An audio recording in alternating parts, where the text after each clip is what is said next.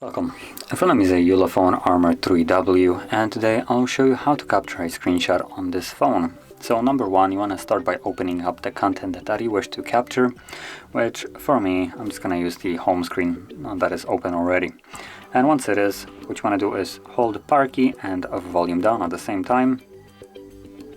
You get this animation, and there we go. That's the screenshot being captured. Now there's, I believe, also another way to capture a screenshot by pressing this. As you can see, once more, the button right over here has capture. It brings up a couple different ways of capturing. So we have the area free, which allows you to draw. It also allows us to capture a scrollable screenshot, or full, which is just what we did by holding the two keys along with recording.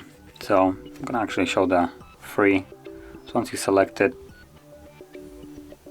what you want to do is simply draw whatever you want to capture, tap on OK, and there we go. As you can see, it captured only the area that I drew around.